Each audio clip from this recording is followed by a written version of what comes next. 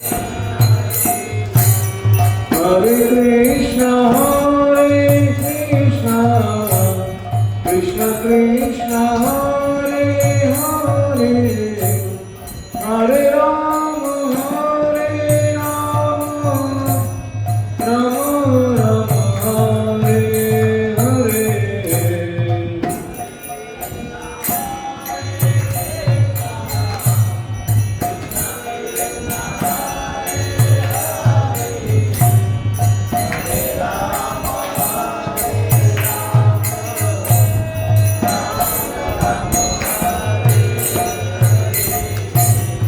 Hare Krishna, Hare Krishna, Krishna Krishna, Hare Hare, Hare Rama, Hare Rama, Rama Rama,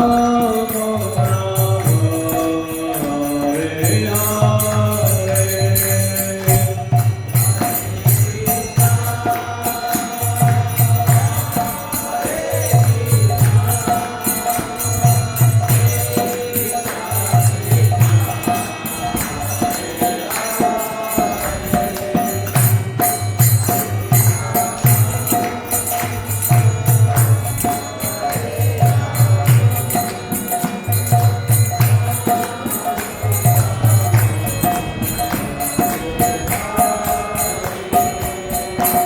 Hare Krishna,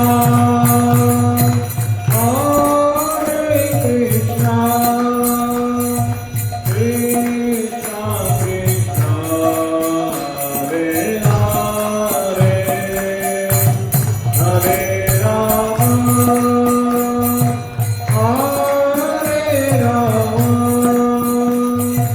Rama Rama, Hare Hare.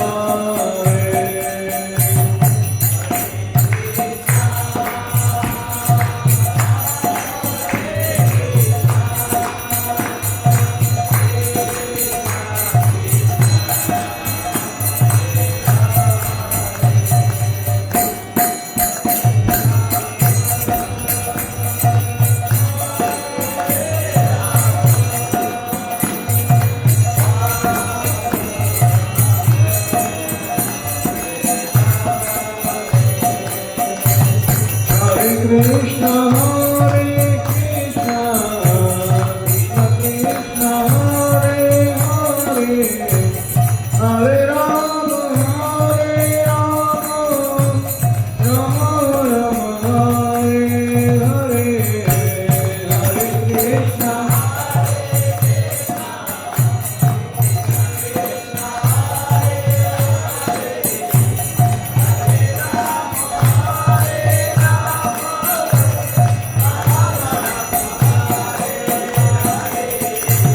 Hare Krishna, Hare Krishna, Krishna Krishna, Hare Hare, Hare Rama, Hare Rama, Rama Rama, Hare Hare.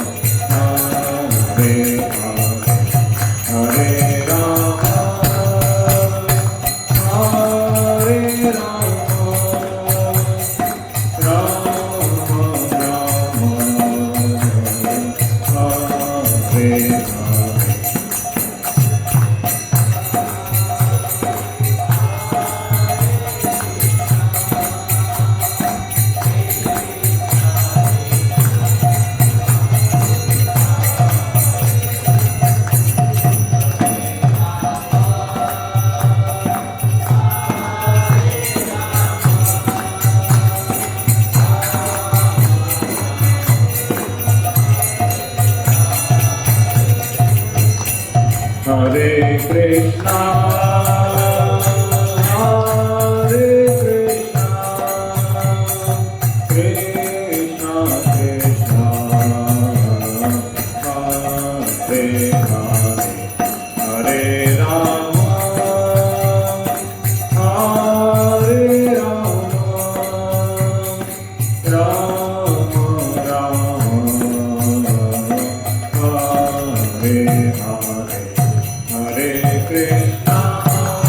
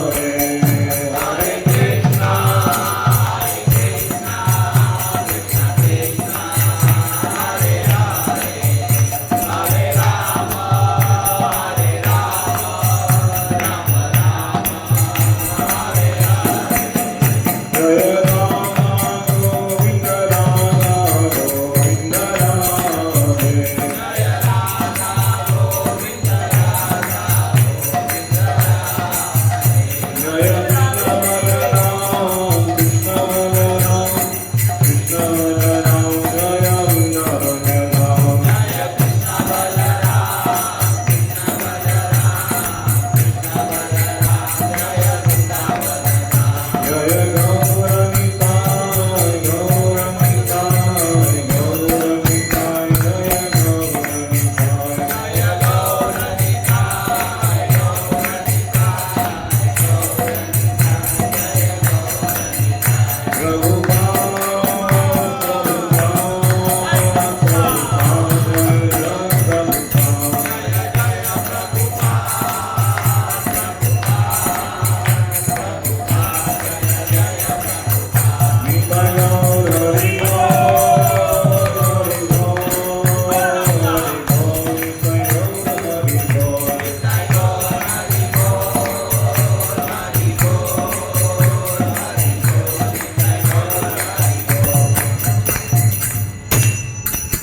Shri Shri Ram संकीर्तन की जय श्रील प्रभुपाद की जय अनंत कोटि वैष्णव वृंद की जय नामाचार्य सिद्धदास ठाकुर की जय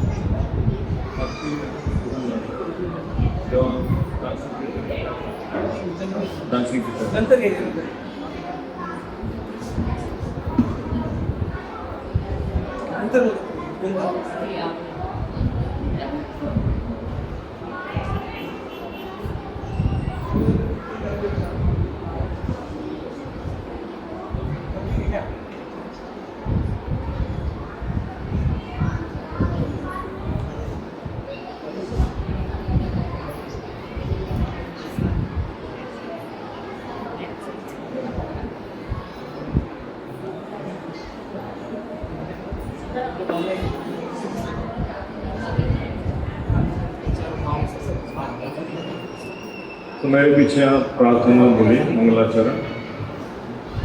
ओम नमो भगवते वासुदेवाय। ओम नमो भगवते वासुदेवाय। ओम नमो भगवते वासुदेवाय। ओम नमो भगवते वासुदेवाय। ओम नमो भगवते वासुदेवाय। ओम नमो भगवते वासुदेवाय। ओम नमो भगवते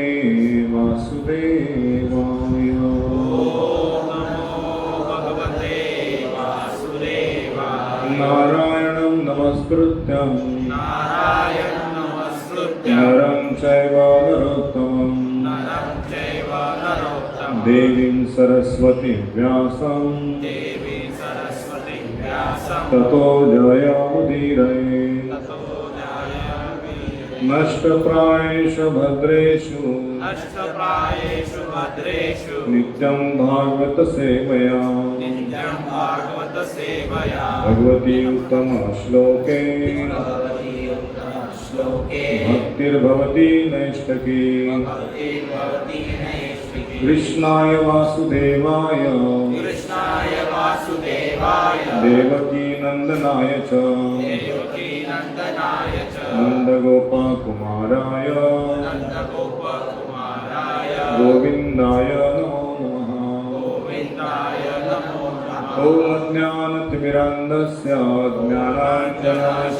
ज्ञानञ्जनशलाकया चक्षुरुन्मिलितं येन तस्मै श्रीगुरवे नमः। श्रीचैतन्यभीष्टं स्थापितं येन भूतले स्वयं रूपा तदा मह्यं ददाति स्वपदान्तिकम्। वन्देऽहं श्रीगुरो श्रीयुतापदकमलं श्रीगुरुं वैष्णवांश्च श्रीरूपं साग्रजातं सगणरघुनाथामितं तं सजीवं साद्वैतं सावधूतं परिजनसहितं कृष्णचैतन्यदेवं श्रीराधाकृष्णपदान् सगणललिता श्रीविशाखान्वितं च। नमो विष्णुपदाय कृष्णप्रेष्ठाय भूतले श्रीमते भक्तिवेदान्त स्वामीति नामिने। नमस्ते सारस्वती देवे गौरवाणी प्रचारिणे निर्विशेष शून्यवादी पाश्चात्यदेशकारिणे। वाञ्छाकल्पतरुभ्यश्च कृपा सिन्धुभ्यश्च पतितानां पावनेभ्यो वैष्णवेभ्यो नमो नमः। नमो महावदन्याय कृष्णदेवप्रदायते कृष्णाय कृष्णचैतन्य नाम्ने गौरतिशे नमः। हे कृष्णा करुणा सिन्धो दीनबन्धो जगत्पते गोपेश गोपिकान्त राधाकान्त नमोऽस्तुते। तप्तकाञ्चन गौराङ्गी श्रीराधे वृन्दावनेश्वरी वृषभानुसुते देवी प्रणमामि हरिप्रिये। जय श्री कृष्ण चैतन्य प्रभु नित्यानंद श्री अद्वैत गदाधर श्रीवासादि गौरभक्तवृन्द। हरे कृष्णा कृष्णा कृष्णा हरे हरे हरे राम राम राम हरे हरे। हरे कृष्णा कृष्णा कृष्णा हरे हरे हरे राम राम राम हरे हरे। हरे कृष्णा कृष्णा कृष्णा हरे हरे हरे राम राम राम हरे हरे। मूकं करोति वाचालं पङ्गुं लङ्घयति गिरिं यत्कृपातमहं वन्दे श्रीगुरुदिनतारिणं परमानन्दमाधवं श्रीचैतन्यईश्वरम्। हरे कृष्णा। हिंदी मराठी मराठीच आहेत ना? आपल्या सगळ्यांचं आजच्या एकादशी सत्संगानिमित्त हार्दिक स्वागत आहे। मला खूप आनंद होतोय या ठिकाणी इतक्या संख्येने तुम्ही वेळात वेळ काढून आलेला आहात आणि आमचे सुनील केदारी प्रभू आणि योगेश क्षीरसागर प्रभू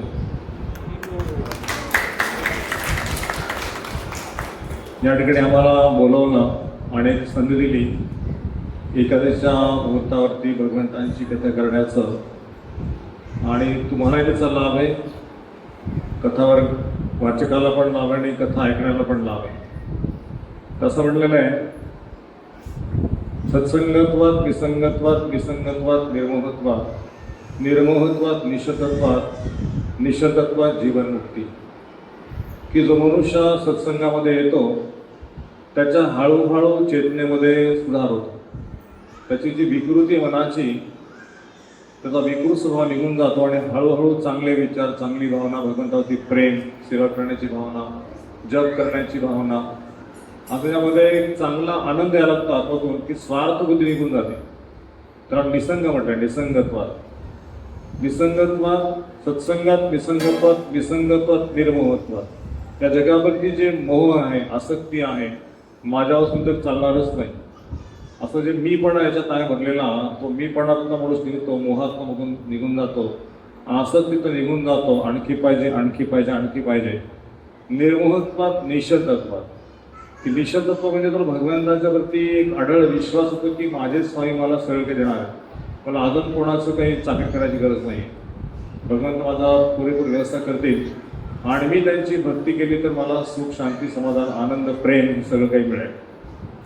निर्मोहत्वात निषेधत्वात जीवन मुक्ती, की त्याचा मुक्तीचा मार्ग अग्रेसर होतो आणि त्या मार्गाने तो हळूहळू भगवंतांच्या धामामध्ये प्रवेश करतो, ते भगवंताच्या शाश्वत सेवेला प्राप्त करतो. तर मी भगवद्गीतेच्या 7व्या अध्यायात, त्याचं शीर्षक आहे भगवत ज्ञान किंवा ज्ञान विज्ञान योग, असं मराठीमध्ये म्हटलेलं आहे. ते अध्यायातला 16वा श्लोक जो आहे तो माझ्या वगैरे म्हणताना तो म्हणा, चतुर्विधा भजन्ते माम हे जना सुकृत अर्जुना अर्थो जिज्ञासुर अर्थार्थी ज्ञानीचा भरतर्षभ. चतुर्विधा भजन्ते माम हे जना सुकृत अर्जुना अर्थो जिज्ञासुर अर्थार्थी ज्ञानीचा भरतर्षभ.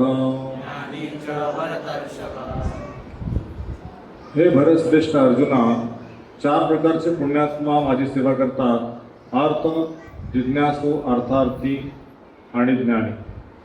आता माझ्याकडे गीता हिंदी आहे, परंतु मी काही त्याचं पूर्ण तात्पर्य वाचत नाही. त्याच्यातला भक्तीरस संगमला एक श्लोक प्रभुपादांनी सांगितला, त्याचं एक भाषांतर तुम्हाला वाचून याच्याविषयी आपण चर्चा करू. अन्य अभिलाषा शून्यम ज्ञान कर्मा ज्ञानार्थम अनुकूलन कृष्ण अनुसरण भक्तिरुत्तम. मनुष्याला पाहिजे की भगवान श्रीकृष्णांच्या सेवेमध्ये कुठल्याही भौतिक लाभ इच्छा सोडून किंवा तर्क सकाम कर्म याच्या इच्छेतून मुक्त होऊन शुद्ध भक्तीच्या मार्गाने भगवंतांची सेवा केली पाहिजे.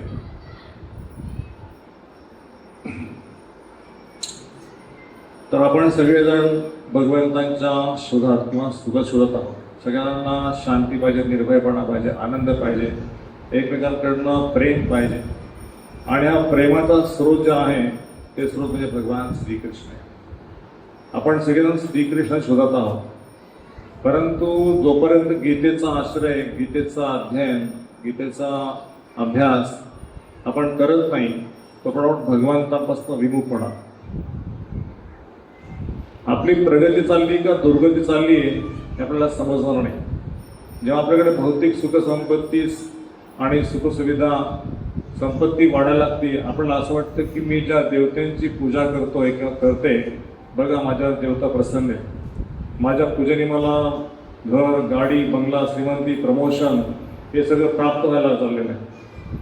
आपल्याला हे समजत नाही की आपण एका भौतिक जंजाळामध्ये आणखी खोलवर अडकत चाललेलो आहे.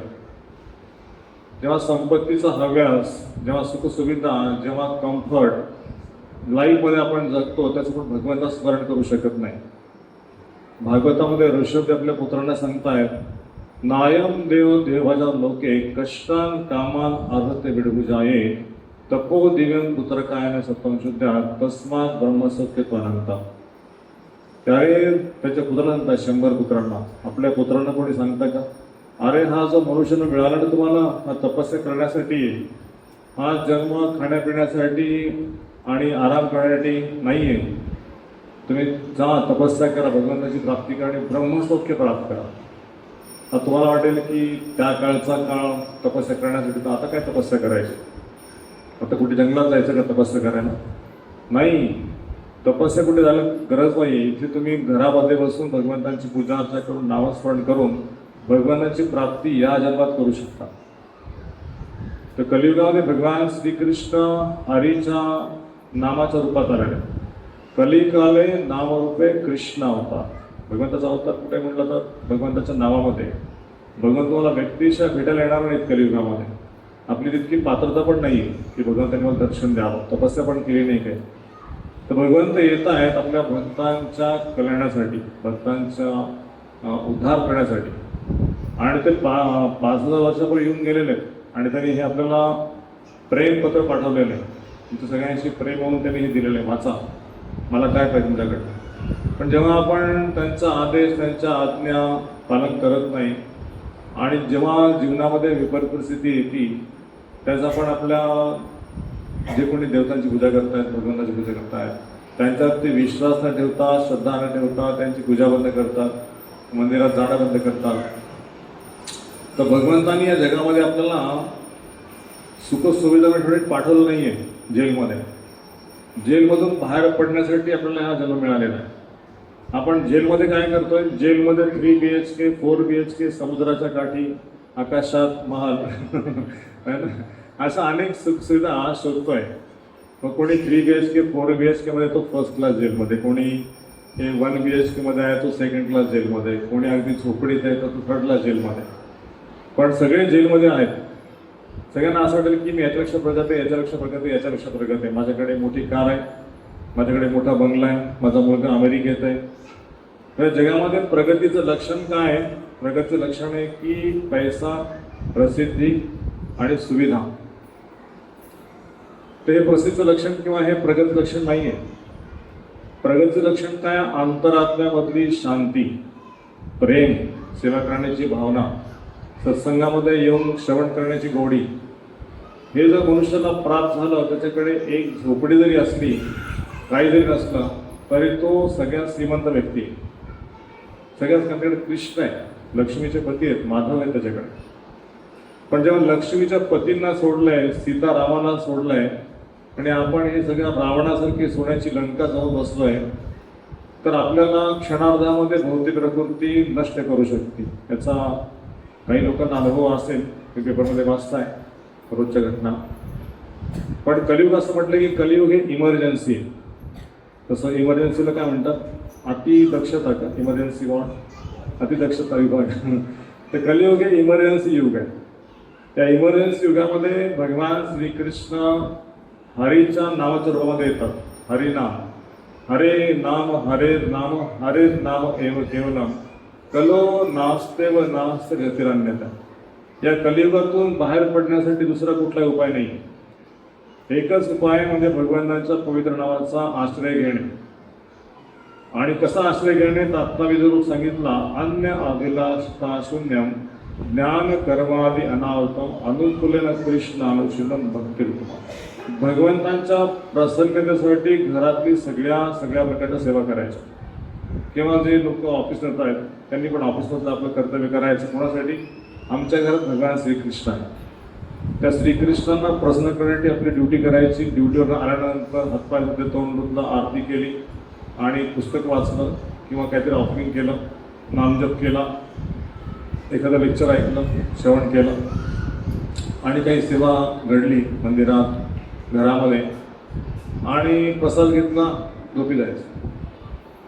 तर हा दिनक्रम जो आहे, भगवंतांनी आपल्या चेतनेचा विकास करण्यासाठी. आपली चेतना आत्ता कशी आहे?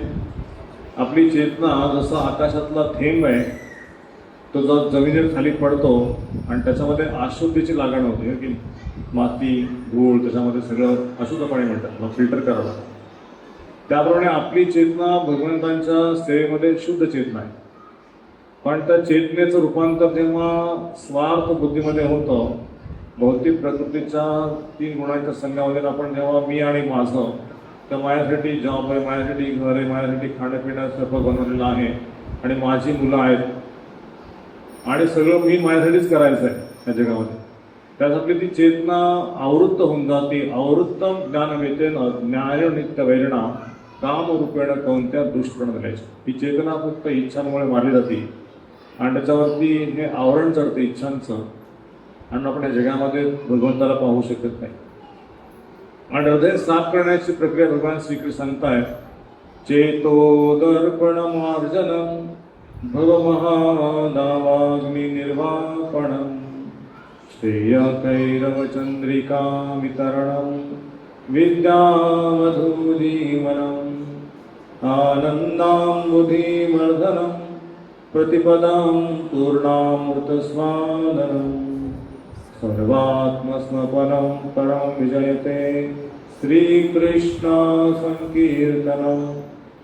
तर हृदयरूपी जो आरसा आहे, दर्पण आहे, त्या दर्पणावरती अनेक जन्मांची धूळ साचलेली. तर तुमच्या घरामध्ये एक आरसा आहे, त्या घराला तुम्ही 5 वर्ष उघडलंच नाही, 5-10 वर्ष ते घर पडू नये. ते घरामध्ये गेला आणि ते आरशासमोर तुमचं दर्शन केलं तुम्हाला काही दिसणार नाही. ते आरसा साफ करावं लागेल. किंवा घरामध्ये एवढी धूळ साचली असेल की ती साफ करण्यासाठी नुसतं झाडू मारणं काम नाही आहे. त्याला 5-6 दिवस 8 दिवस खूप मेहनत लागेल आणि थकून जा. प्रत्येक वस्तू त्याच्या धूळ बसलेली प्रत्येक साफ करायची. आणि तुम्ही म्हणाल की एवढी धूळ कसं काय घरामध्ये, की खिडक्या बंद केल्या, दार बंद केलं, पण धूळ कुठून आली? तर त्याची धूळ कुठून येते तुम्हाला शोधावायची गरज नाही आहे. हवेमध्ये इतक्या धुळीकण आहेत आणि त्याला थोडी जागा मिळाली तर ते आपल्या मेंदूमध्ये इतके होल्स आहेत की त्या होलमधून कुठून एंट्री करेल प्रकृती आणि आपली चेतना कशी मलिन होऊन जाईल आपल्याला कळणार नाही. कधी चेतना मलिन झाली. एकदा श्रील प्रभुपादांना प्रश्न विचारला की आम्ही या जगामध्ये कशामुळे आलो, का आमचं या जगामध्ये पतन झालं. श्रील प्रभुपादांनी गीतेच्या 7व्या अध्यायातलाच 26-27 श्लोक सांगितला. ते म्हणाले की इच्छा द्वेष समुद्रेन द्वंद्व मोहेन भारता. या जगामध्ये द्वंद्व आहे इच्छा आणि द्वेषमुळे. त्या कारणासाठी सगळे जीव या जगामध्ये जन्म घेतात. सर्गे यांती परंतपा, की त्यांचा मोहामध्ये जन्म होतो. सगळ्यांना मोह आहे जगामध्ये आणि त्याच्यामुळे इच्छा आणि द्वेषामुळे या जगातून ते सुटत नाही. एक गुलाबजामुन खाण्याची जरी इच्छा असेल मृत्यूच्या वेळेस तरी तुम्हाला जन्म घ्यावा लागतो. तर किती इच्छा आपल्या हृदयात आहे, किती आपली चेतना मलिन आहे आणि त्या इच्छांना आपण कसं बांधून ठेवलेलं आहे. एकदा एका साधूकडे एक व्यक्ती गेला. म्हणला, महाराज मी एवढा पतित आहे, माझी काही आसक्ती सुटणारच नाही जगामध्ये. एवढं मला आसक्तीने बांधलेलं, एवढं आसक्ती कसं काय मी सुटू शकतो जगात. ते महाराज म्हणले, त्याच्या शिष्याला बोलवलं आणि इकडे त्या शिष्याला म्हणले, झाड आहे ना, झाडाला असं घट्ट मिठी मार, घट्ट मिठी मारली. तो म्हणला, तो शिष्य म्हणला, सोडा सोडा सोडा, मला सोडा, मला सोडा, मला सोडा. मग तो जो प्रश्न विचारणारा आला होता नवीन भक्त, म्हणला, काय मूर्खपणा आहे, सोडा सोडा सोडा, सोड ना, कशाला पकडलंस त्याला. तर अरे सोड म्हणतो, सोडत नाही. तर ते गुरु म्हणाले की तुझं उदाहरण आहे की तू घट्ट पकडून ठेवले संसाराला आणि तुला सोड सोड म्हणून सगळे सांगतायत, पण तू सोडत काय नाही. आणि तू म्हणतो की माझी आसक्ती कसं काय सुटणार, मी पतित आहे. त्या बहुतेक सगळ्यांनी आपली आसक्ती आपल्या मन आणि शरीराच्या द्वारे जे काही सगळे संबंधी आहेत त्यांच्याशी इतके रिलेशन्स म्हणा की काय इतके घट्ट बांधलेले आहेत की माझ्याशिवाय कोणी जगू शकत नाही, मी त्यांच्याशिवाय जगू शकत नाही. तर प्रल्हाद महाराज भागवताच्या 7व्या स्कंदामध्ये हिरण्यकश्यपूचं उदाहरण देत आहेत की हिरण्यकश्यपू इतकी घनघोर तपस्या केली 1000 वर्ष. कशासाठी? तर तो जो विष्णू माझा शत्रू आहे ना, त्या विष्णूला मारण्यासाठी. माझ्या भावाचा वध केला त्या विष्णूनी आणि त्याला मारण्यासाठी मला अमरत्व पाहिजे. 1000 वर्ष पायावर उभा राहून त्याच्या शरीराचं हाडं राहिलं होतं, मांस सगळं गेलं होतं आणि त्याने ब्रह्माजींना प्रसन्न केलं. म्हणाले की मला वर द्या की मला अमरत्व पाहिजे. म्हणाले अमरत्व शक्य नाही, सगळ्यांना मरण आहे. त्याने विचार केला थोडासा की अमरत्व देत आपण असं करूया की त्याला सांगू की आम्हाला घरात नको, बाहेर नको, आकाशात नको, जमीन नको, आसरण नको, शस्त्रां नको, मनुष्य नको, प्राण्यांना नको, अशा एवढ्या कंडिशन टाकल्या. आता म्हणाले की एवढं तरी तुम्हाला ऐकायला पाहिजे माझं, बाकी कशाने मृत्यू द्या, पण पाण्यात नाही आणि अग्निनी पण नाही आणि हवेत नाही, जमिनीवर नाही. जेवढे मृत्यू जिथे कुठे येतात त्या सगळ्या मृत्यूचे दरवाजे बंद करून टाकले. ब्रह्माजी गेले विष्णूंकडे. म्हणाले की हिरण्यकश्यपूंनी खूप घनघोर तपस्या केलेली आहे आणि त्याने असा वर मागितलेला आहे, काय करायचं. म्हणजे देऊन टाक, त्याला वर देऊन टाक. ह्या कंडिशन तुझ्या ठीक आहे, मी बघतो कसं मारायचं. तर हिरण्यकश्यपूने एवढी तपस्या केली होती आणि त्याचा मुलगा प्रल्हाद फक्त लहानपणापासून त्याच्या आईच्या गर्भात असल्यापासून तो भगवान विष्णूचं गुणगान ऐकत होता. भौतिक जगाचं इत्यांभूत ज्ञान त्याला होतं, संपूर्ण ज्ञान. भगवंताचं पण ज्ञान होतं आणि भौतिक जगाचं आपलं स्वतःचं पण ज्ञान होतं, आत्मज्ञान. आणि जेव्हा त्याच्या स्कूलमध्ये त्याला टाकण्यात आलं तेव्हा त्याच्या वडिलांनी सांगितलं की याला काय शिकवायचं, याला शिकवायचं डिप्लोमसी. याला शिकवायचं की इतरांवरती कसं वर्चस्व स्थापित करायचं, त्याचं हरण करायचं, त्याला सत्ता गाजवायची आणि सगळ्या प्रकारचं राजनीती हे असं शिक्षण देऊन त्याला जगजिता बनवायचं. माझ्यासारखा असुर बनला पाहिजे. प्रल्हाद महाराजांना हे काही पसंत नव्हतं अशा प्रकारचं शिक्षण. त्याचे शिक्षक त्याला सगळं सांगू लागले, पण त्याच्या कानात काही जात नव्हतं. तो एकेकाने ऐकत सोडलायचं. आणि सुट्टीच्या काळामध्ये आपल्या मित्रांना कधी सांगायचा, अरे भगवान श्रीकृष्णांनी काय सुंदर लीला केल्या द्वारकेमध्ये, वृंदावनमध्ये, मथुरेतून ऐकायचंय का? काय सांग सांग. हा, मग भगवंताची गोवर्धन लीला, भगवंताची कालिया लीला, भगवंताची माखांच्यावर लीला, भगवंतांची चिरहरण लीला, रुक्मिणीची लीला, अशा अनेक लीला तो दुपारची सुट्टी सांगायचा. आणि भगवंताच्या हे लीला ऐकल्यानंतर ते मुलं जे आसूर कुळातले होते त्यांची चेतना बदलली. प्रल्हाद जेव्हा घरी आला तो शाळेत काय शिकला? म्हणजे श्रवणम कीर्तनम विष्णू स्मरणम अर्चनम वंदनम दास्यम सख्यम आत्मनिवेदनम इति पुंसार्था विष्णू नविदा भक्ती लक्षणा. म्हणाले की हे भक्तीचं सूत्र आहे की नविदा भक्ती मनुष्याने केली पाहिजे. आणि हे प्रल्हाद महाराजांनी नारद मुनींकडनं हा श्लोक ऐकला होता आईच्या गावात असताना. म्हणे कुठून शिकलास? त्या शिक्षकांना बोलवलं, इकडे काय शिकवलं माझ्या मुलाला? पण मी काय हे शिकवलेलं नाहीये, पण हा कुठून शिकलाय माहीत नाही, पण हा सगळं विष्णूबद्दल बोलतोय. अरे विष्णू माझा शत्रू आहे आणि तू माझ्या शत्रूचं स्मरण करतोयस. तू माझ्या ज्याला मला मारायचं, तुला जे शिकवायचं ते शिकत नाहीस आणि वेगळंच काय सांगतोस. आणि प्रल्हादाचा छळ केला. प्रल्हादाला मारण्यात आला, परंतु प्रल्हादाने कधीही भगवंतावरती दोष दाखवला नाही की माझे वडील माझा जीव घेत आहेत, मला कड्यावरनं खडलवटलंय, मला कढईत टाकलंय, मला हत्तीच्या पायाखाली, मला सर्पांच्या विळख्यामध्ये.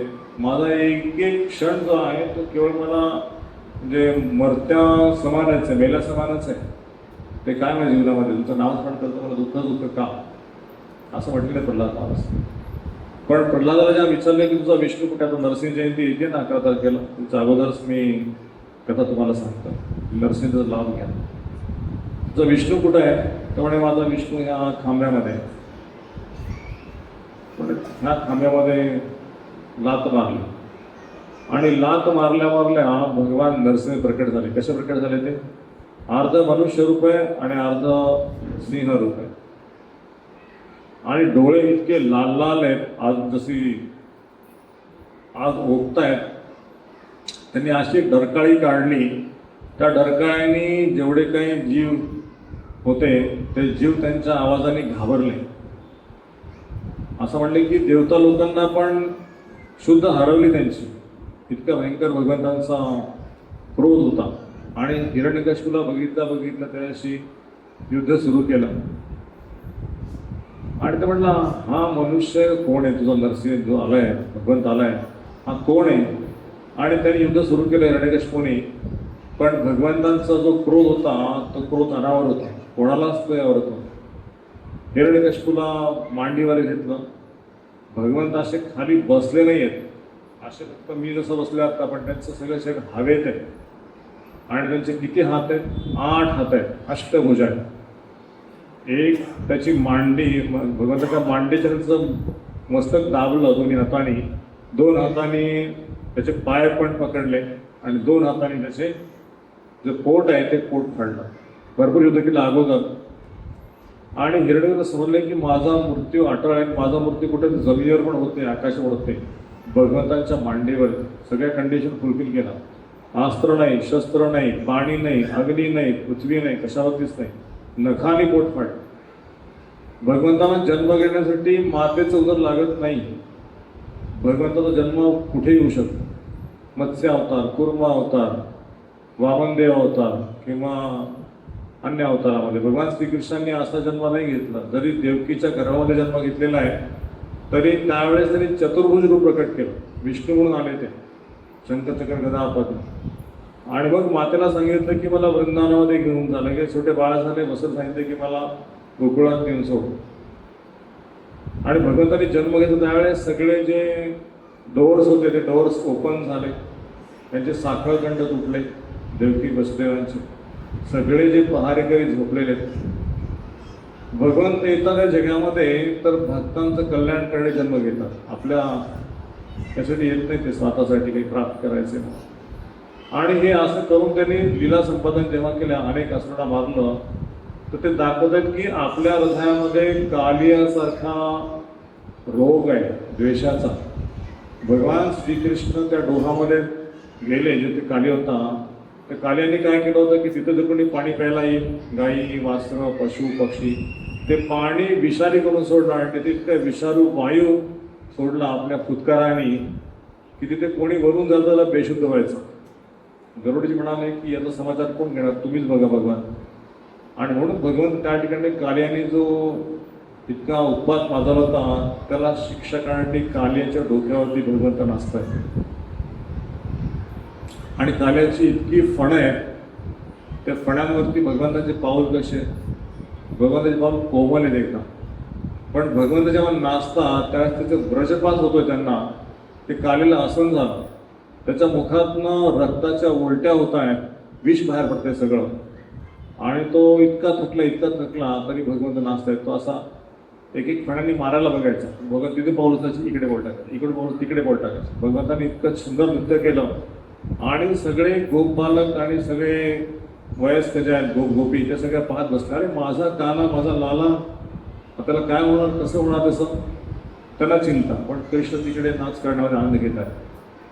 आणि काल्याच्या पत्नी सगळ्या प्रार्थना करतात भगवंतांना की भगवंता, की तुम्ही जे करताय ते उचित करताय, पण आमची विनंती की काल्याला सोडून द्या, काल्या शरण आ.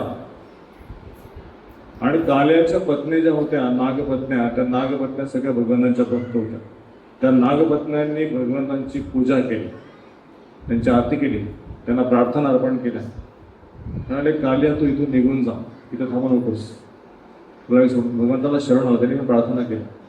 सांगायचं तात्पर्य हे की भगवंत लीला करतायत, त्या लीला जेव्हा आपण ऐकतो आपल्याला समजतं की माझ्या हृदयात सुद्धा भगवंताची प्रेम नाही आहे, आसक्ती नाही आहे, मला माझ्या ह्याच्यातच आनंद आहे.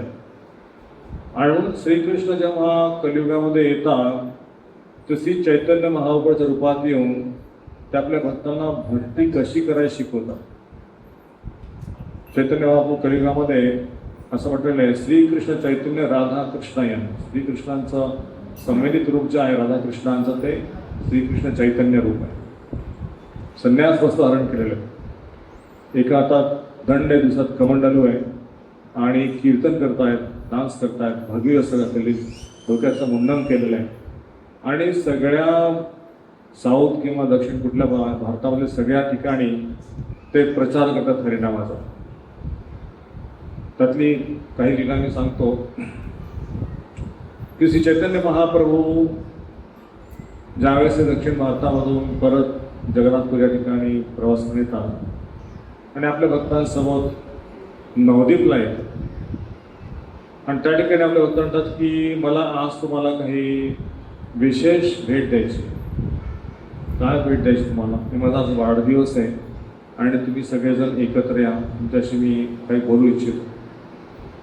आणि ते म्हणतात की भगवंत आसनात बसलेत, अशी मोठा आसन उंच आसन.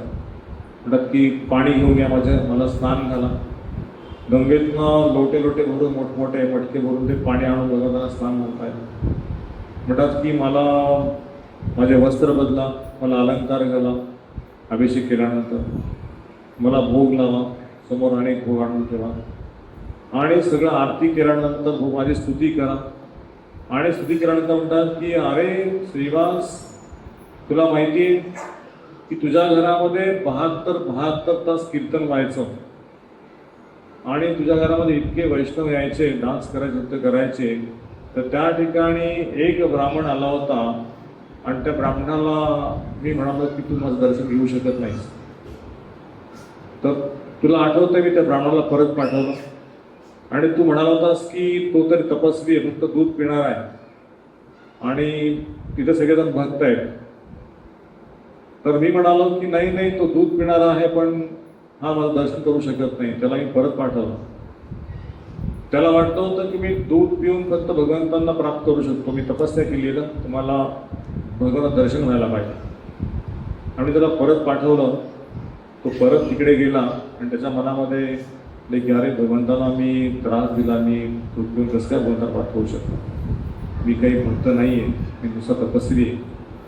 आणि भगवंताने मला परत बोलवलं, म्हणाले की अरे ब्राह्मण, तुझ्या मनामध्ये माझ्याविषयी किंचितही द्वेष नाही आहे आणि तुला वाटलं पण नाही की मी तुला परत पाठवलं आहे तर माझ्यावरती अन्याय झालेला आहे.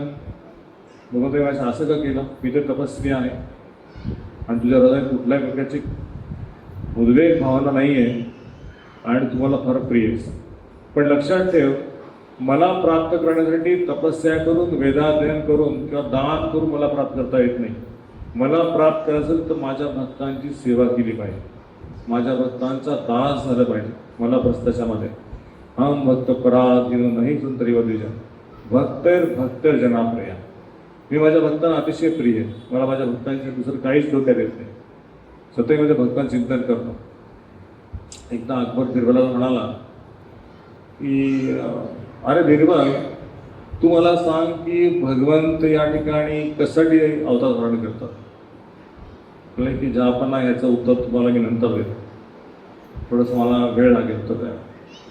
ठीक आहे तू नंतर उत्तर दे. अनेक वर्ष लोटून गेली आणि एकदा अकबराच्या मनात आलं की आपल्या सगळ्या कुटुंबाला घेऊन आपण सुट्टीचे दिवस आले तर आपण थोडं फिरायला जाऊया. पण सगळ्या कुटुंबाला घेऊन तो सैर करायला निघाला आणि सुरुवातीला बिरबल तू पण चल. बिरबला पण सोबत घेतला आणि एका मोठ्या समुद्रामध्ये तो नावेत बसलेला आहे आणि बोट ती मध्यावरती आलेली. इतकं जोराचा वादळ वारा तुफान आलं की बोट सगळी हेलकावी होऊ लागली आणि अचानक त्याचा मुलगा त्या बोट्यातनं खाली पडला. त्याचं लक्ष नव्हतं मुलाकडं, खेळत खाली पडला आणि पडल्यानंतर त्याच्या मनात काहीच आलं नाही दुसरं. त्या बोटीतनं उडी मारली खाली, त्या मुलाला पकडलं कसं तरी करून, पुन्हा बोटेला धरलं आणि त्याला टाकलं बोटेमध्ये. पुन्हा आला बसला. बिरबलांनी प्रश्न विचारला, तुमच्याकडे एवढी लोक आहेत, तुम्ही मला सांगितलं असतं, मंत्र्यांना सांगितलं असतं की जा माझ्या मुलाला वाचव, तुम्ही कशाला उडी मारली. तुम्हाला माझा मुलगा आहे ना, मला काय गॅरंटी तुम्ही वाचवा, तुम्ही पण माराल तो पण, मला माहिती की मी ह्याला वाचू शकेल आणि मी म्हणून उडी मारली. म्हणाले ज्यापणा तुम्ही मला काही वर्षापूर्वी एक प्रश्न विचारला होता त्याचं उत्तर हेच आहे. म्हणाले भगवान श्रीकृष्ण स्वतः या जगामध्ये अवतार धारण करतात कारण की त्यांचा मुलगा जेव्हा भवसागरामध्ये काय खातो, कटांगळ्या खातो, तो बुडतो भवसागरामध्ये, त्याच त्यांना पाहवत नाही. भगवान श्रीकृष्ण स्वतः येतात अशा सज्जन दैवी लोकांना वाचवण्यासाठी ते अवतार घेऊन आपल्या मुलांना बाहेर काढतात भवसागरात.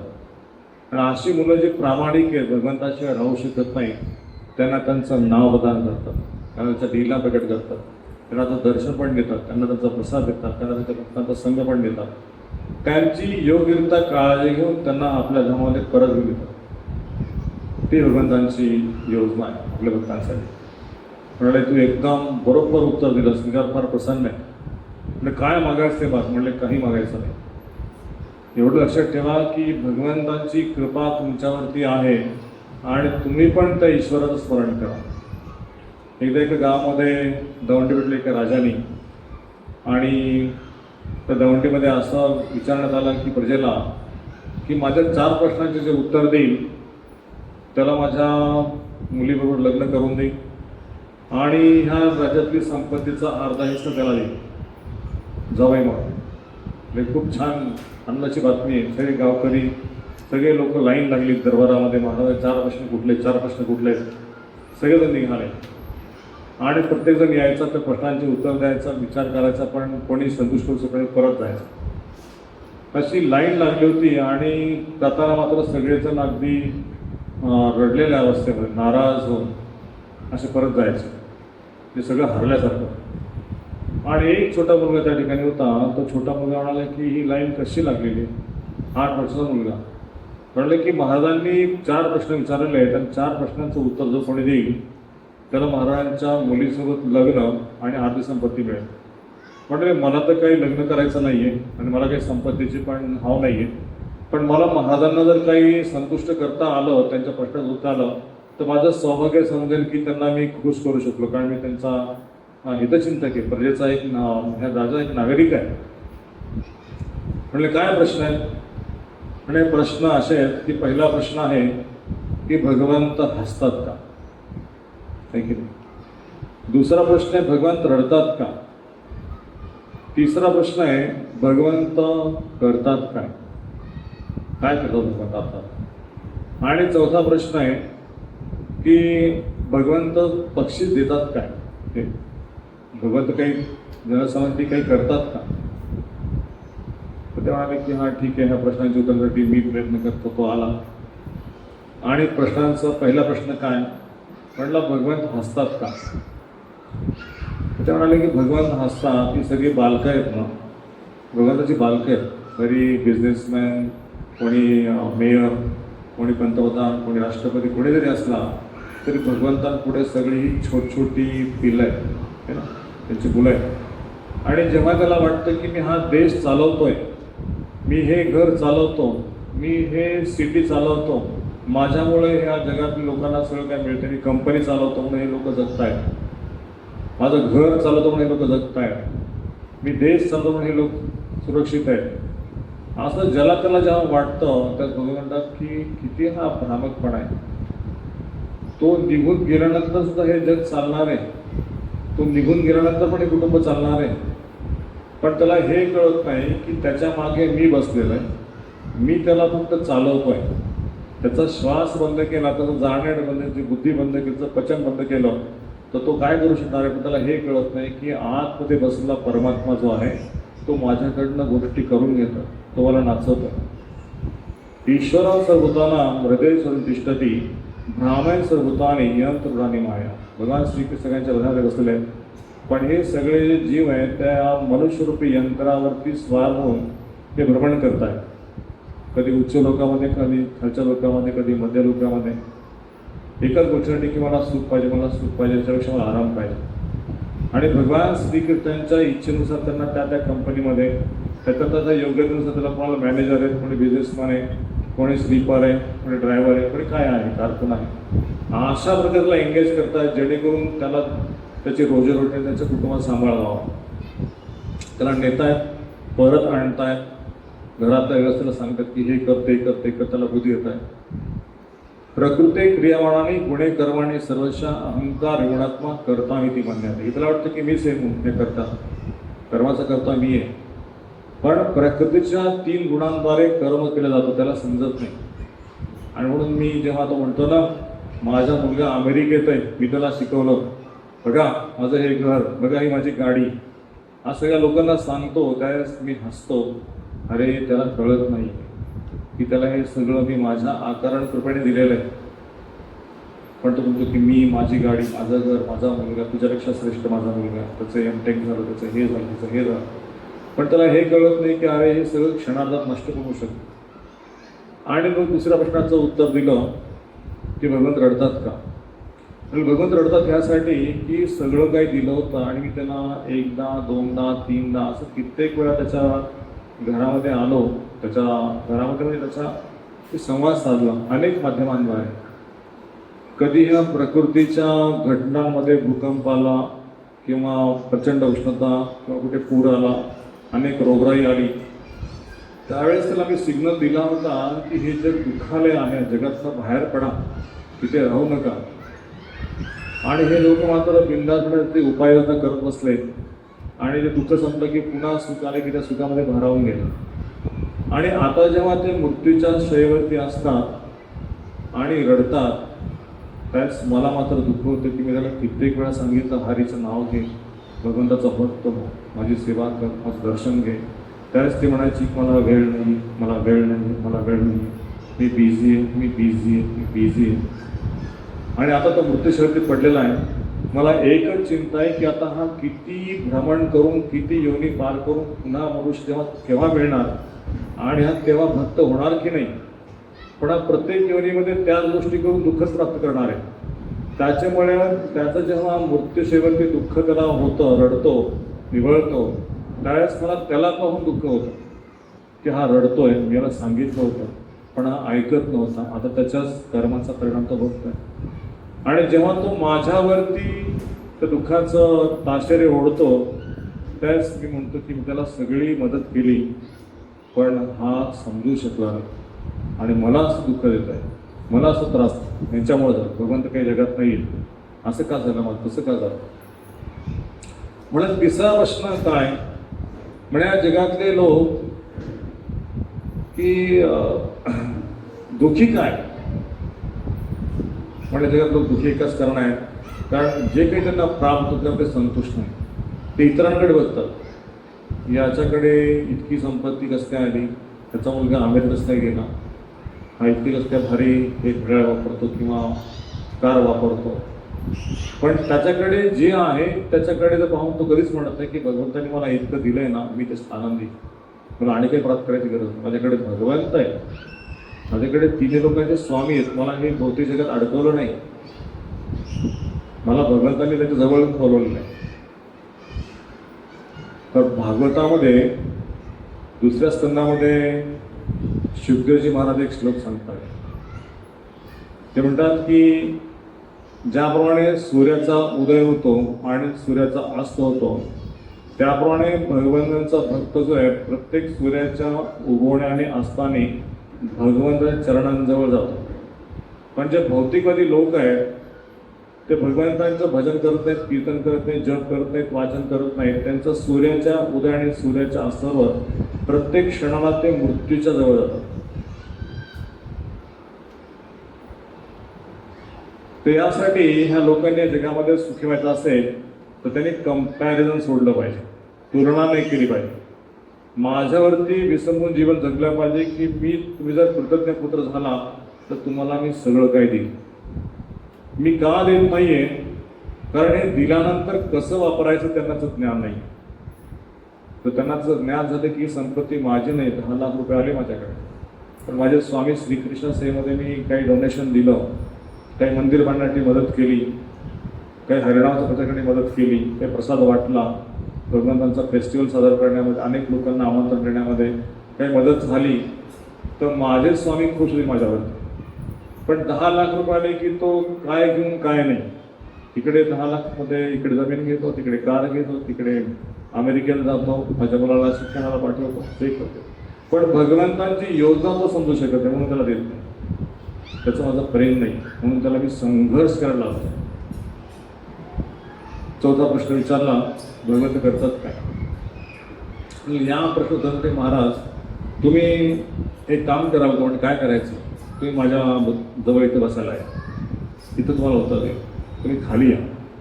महाराजांना खाली बसवलं आणि तो मुलगा वगैरे इथं बसला असणार. म्हणाला की महाराज माझ्या प्रश्नाचं तुम्हाला कळालं का. नाही.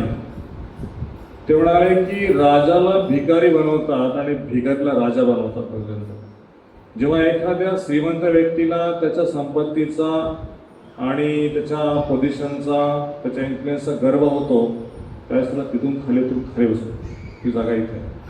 आणि एखादा गरीब व्यक्तीला काही अहंकार नाही, तो आपला भगवंत मला मिळाला तर ठीक, नाही मिळालं तर ठीक, तुझी कृपा माझ्यावर, तुझं हरीचं नाव राहू दे, तर त्याला सगळं काही देऊन त्याला राजा बनवतात, त्याला सेवन म्हणतात.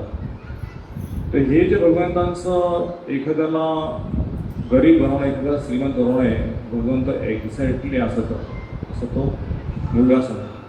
म्हणाले तू माझ्या सर्व प्रश्नांची उत्तर दिली आहेस आणि ती अचूक मला पटलेली, तर तुला मी काय देऊ. म्हणाले महाराज मला काही नको, तुमच्या सगळ्या प्रश्नांची उत्तरे मिळाली, तुम्ही समाधानी आहात, तुम्हाला आनंद झाला. म्हणाले एवढंच माझं कर्तव्य होतं, मी पूर्ण केलेलं, मला काहीच नव्हतं. म्हणाले की आजपासनं तू माझ्या दरबारात, म्हणजे माझ्या राज्यामध्ये, माझ्या महालामध्ये कायमचा राहशील, माझा पुत्र म्हणून. राजकुमार केलं त्याला. तर ही कथा काय, ही कथा आहे आपल्या आणि भगवंतांची. जेव्हा आपण भगवंतांचा कृतज्ञ पुत्र बनतो त्यावेळेस त्यांची संपत्ती, त्यांचं जे काही ऐश्वर आहे, त्या ऐश्वर्याचा आपण अधिकारी बनतो. आपण भगवंत सगळे, कारण तो कृतज्ञ काहीच पाहिजे नाही माझ्याकडे. म्हणून हा जो मी श्लोक सांगितला, अन्य अभिलाषता शून्यम ज्ञान कर्मादि अनावृतम अनुकूल कृष्ण अनुष्ठनम भक्तिरुत्तम. की उत्तम भक्ती किंवा शुद्ध भक्ती काय आहे, तर मला भगवंत त्याच्याकडनं काही नको.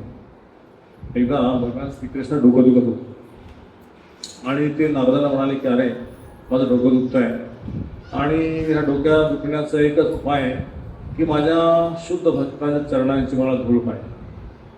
नारायण तू दे तू चरणांची का भगवंता असं काय असतं कुठं चरणांची धूळ द्यायची असते हो चला मला मी काही देणार नाही. मला काय नरकात पाठवतं का तुम्हाला चरणांची धूळ देऊन पण मी देणार नाही. पण जा आणखी भक्तांकडे जाऊन विचार कोणी देते का. आणखी भक्तांकडे गेले म्हणाले तू नारदा भेटा झालास का भगवंताचं डोकं ऑटोमॅटिक थांबतं त्याचं काय डोकं दुखत नसतं आम्ही काय दूर देणार नाही आम्हाला नरकात पाठवत असतं आणि पुढे जा. असं करत नारद त्यांच्या अनेक लोकांकडे गेले आणि शेवटी ते वृंदावनामध्ये आले. भगवान म्हणाले की वृंदावनात जाऊन जरा गोपींना विचार. गोपींकडे आले. गोपींना म्हणाले की भगवान श्रीकृष्ण डोकं दुखते थोडं चरणांची धुवून द्या. त्या गोपी एकत्र आल्या. गोपी म्हणल्या पाय झाडा माझी ओढणी मी टाकते त्या सगळ्यांनी ओढणीवरती तुमची पाय झाडा. पाय झाडून ते धूळ गोळा केली. म्हणले गोपीला तुम्ही काय करतो मला समजतं का. म्हणले काय करतोय. म्हणाले की तुम्ही जर भगवंत चरणाची धूळ दिली तर तुम्हाला नरकात जावं लागेल. म्हणाले नरकात जावं लागेल ना पण आमच्या भगवंतांचं डोकं 2 क्षणासाठी जरी थांबलं तरी आमचं जीवन सार्थक झालं. आम्ही नरकात जाऊन सुद्धा भगवंत स्मरण करतो. आम्हाला नरकात जाण्याची भीती नाही आहे पण आमच्या स्वामीचं डोकं दुखायचं थांबतंय ना त्यांनी सांगितलं आणि अर्ध्याचं पालन करतो. आणि भगवान श्रीकृष्णाने धूळ घेऊन नारदजी आले आणि नारदजींना ते दिलं. म्हणजे गोपी काय म्हणाल्या. ते गोपी हेच म्हणाल्या की आमचं जीवन सार्थक झालं भगवान श्रीकृष्णांच्या सेवेत आम्ही लागलो. आम्हाला नरकात झालं चालेल पण भगवान श्रीकृष्ण म्हणाले की गोपींचं जे प्रेम माझ्यावरती आहे त्या प्रेमाची बरोबरी कोणीही करू शकत नाही. कुठले देवता करू शकत नाही कुठले साधू संत करू शकत नाहीत. गोपी या सर्वोत्तम भक्त आहेत.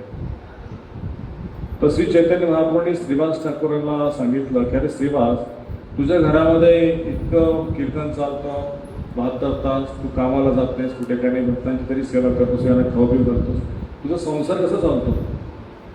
तर म्हणाले भगवान उगीच काय विचारताय तुम्हीच सगळं संसार चालवताय. मी हरिनाम घेतो 24 तास आणि माझ्या सगळ्या गरजा पूर्ण होतात.